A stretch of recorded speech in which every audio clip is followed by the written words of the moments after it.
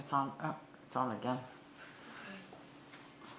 Her name was Mary Helmchester, and I think she was Jewish, and Chad was not Jewish, but they invited us, Gloria and I, to their home once to have cocktails and stuff like that. And but his two partners had never been invited. She didn't like him, but I guess they took a liking to us. And like I say, I think Chet liked your grandmother.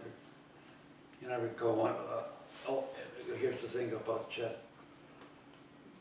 I think every night he would go out by himself, or maybe with his wife sometimes, to some of the top restaurants in Los Angeles and Hollywood, like a Scandia. He used to like Muslim and Franks a lot, and he took your mother and I to Don the Beachcomber, and Don the Beachcomber was like a Polynesian, South Sea restaurant with rum drinks, and at that time it was Cantonese food, and all the help, the waiters and everybody were Filipinos, and Chet used to play tennis with them, and so and he had been going there for years and years, and he took Gloria and myself one Friday night after from work. The three of us went to Don the Beachcomber, and there was this long line of people waiting to go in, and then the head waiter who saw Mr. Helchester said, "Mr. Helchester, your table's ready."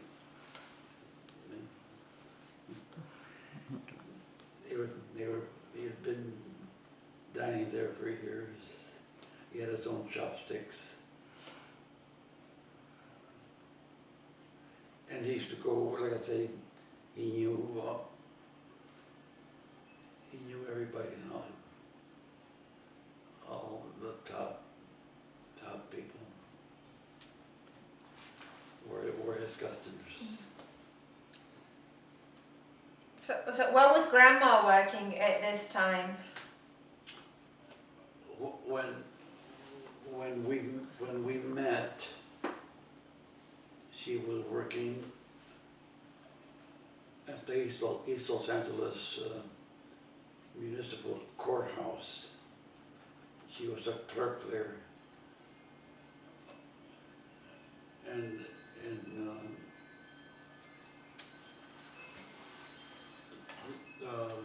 I think they had a couple of judges. One of them was Judge Marion,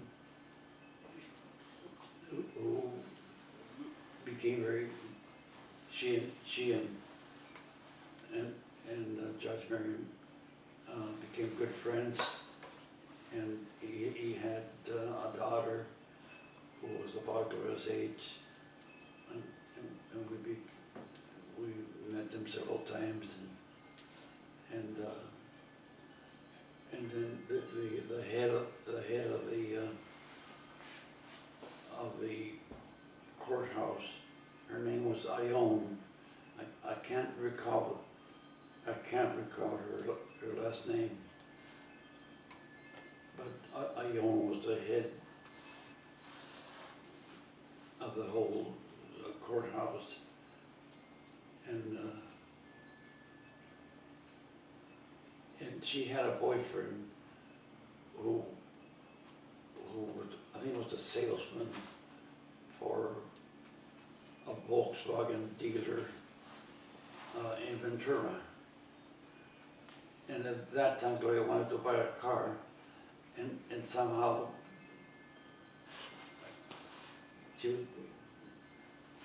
she heard about it or read about it or about this Volkswagen. Well, no, Volkswagen was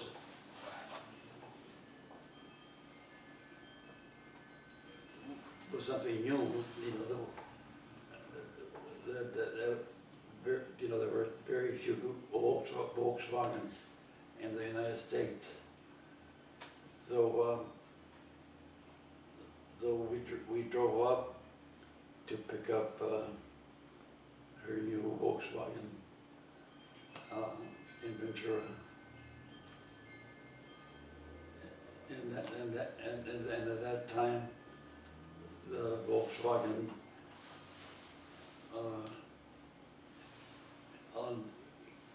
on either side, they had the little flags that it would go up, it would light up. If you're making a right turn, the flag would, you know, so instead of the flashing lights. And then the other thing was that the gas tank didn't have a gauge, but it came with another small gas tank. So, and then her car had a like a vinyl sunroof. That you just Like a convertible? Hmm? Like a convertible? It does let air because later on they made convertibles. But anyway, What color was it?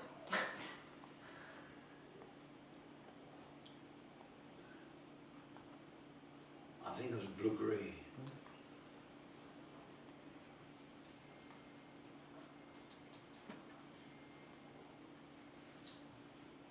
So when we met, she was working at the courthouse, and everybody liked her a lot.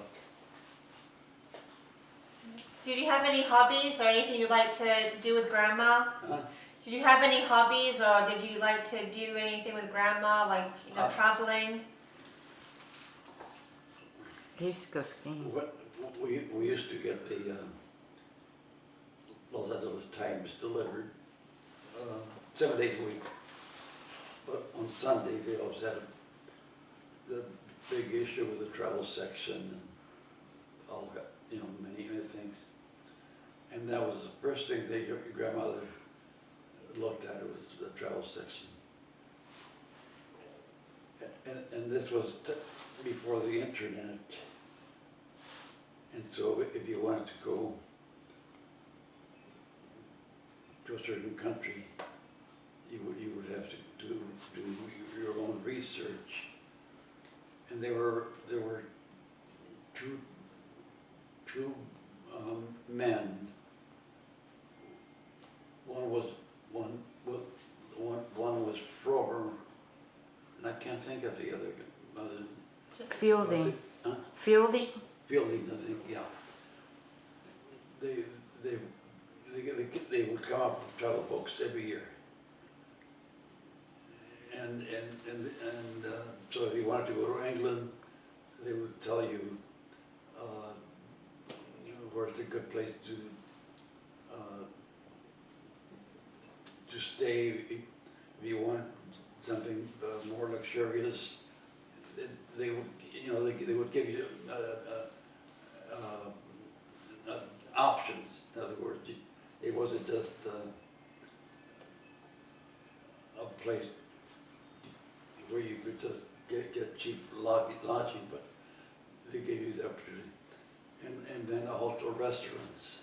They would tell you what were the good restaurants, or expensive ones, how much it would cost you, what was the specialty, and a little background on the country,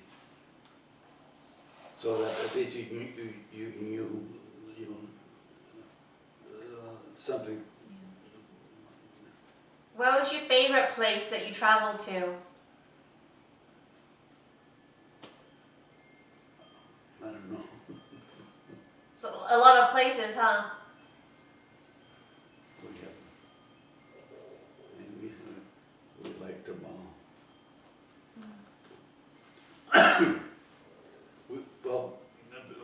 I guess one of our favorite cities was probably Paris. And we were walking up all over, and also London. I recall walking miles and miles. We used to like to do a lot of walking, and we very seldom used a cab, but we like to take the public transportation. And of course, Paris has this great metro that's just incredible. And I think Paris would have to be one of the top cities. So, And of course, going to Moscow and Leningrad was also quite an experience, because the hotel we stayed in Moscow, it was called the Metropole, was in an excellent location. It was just a few blocks away from Red Square, and on the other side was the Bolshoi, and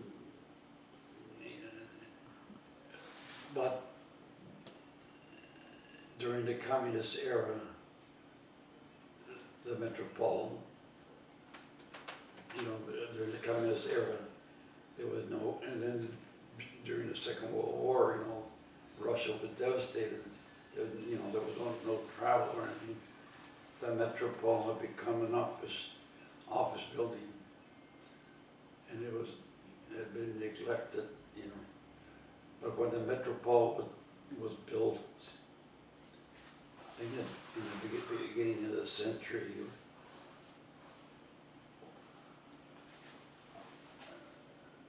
it was one of the most magnificent hotels in the world. And so when we were there, it was a very shabby place. All the carpets were worn out, and it had just been abandoned by the Soviets. But yeah, exactly. Right. But then when the tourists started coming in, they started rebuilding it. And now, if you go into the internet and you look up the hotel, it is one of the top hotels in the world. Right. Now there's such an influx of, Money. wealth after Glasnost, so That's it. I guess that kind of leads us to the next question of what changes have you seen in the world, and what was the most important historical event in your lifetime so far, and what changes have you seen that younger people haven't seen?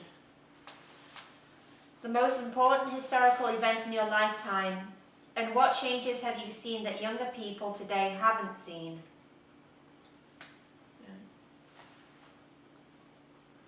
It's on I.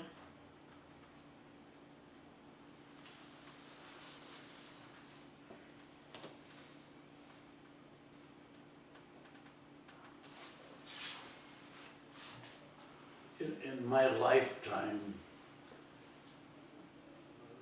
there are many things that have happened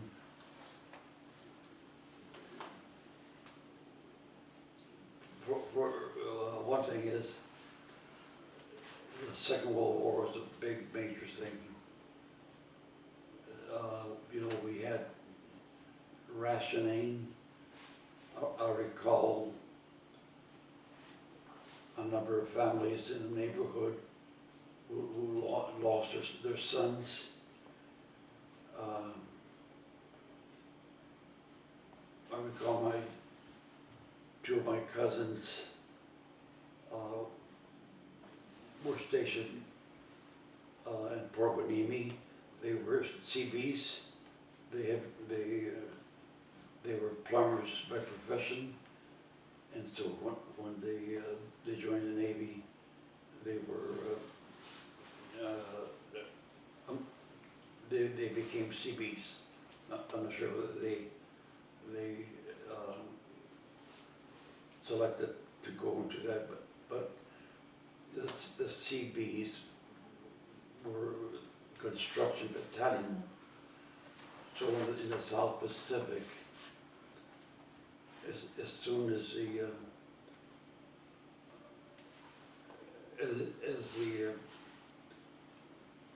the Marines or the Army invaded an island, the CBs had to come in to make places where airplanes could land. They had to improvise places for the men to, you know, to go to the toilet, or, you know, sanitary conditions, you know, provide fresh water, things like that. Build hospitals. I mean, there's a lot of things they had to do, and they had to be there in the front lines. So these two men saw a lot of it. I'm sure they saw a lot of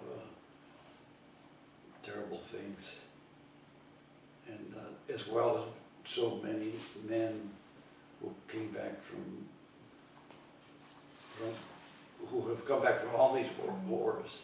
So in my lifetime, we had the Second World War that affected many families, because they had the draft. The draft meant that you had to go in service in the military unless there was something physically or psychologically wrong with you. And I never went because I was what they call a 4F. That was a term they used. 4F. My left ear, I had a mastoid, and so they didn't want people who had physical problems, because that way they might not be any good for the service, because they might be in the hospital all the time, you know. It probably saved your life. Yeah, oh, of course. Because my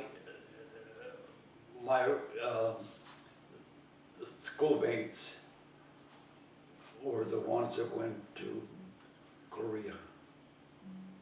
So that in my lifetime we had this the Second World War, and then we got involved in Korea, where a lot of my schoolmates, not a lot, but I mean a number of schoolmates, either were killed or went missing.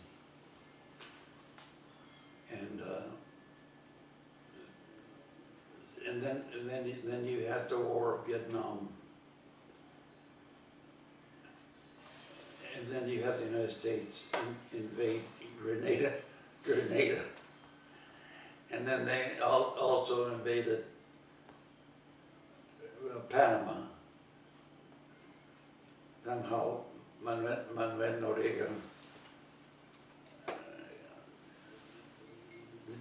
somehow the United States lost interest in him. I think he got involved in drugs and then all sorts of things. And then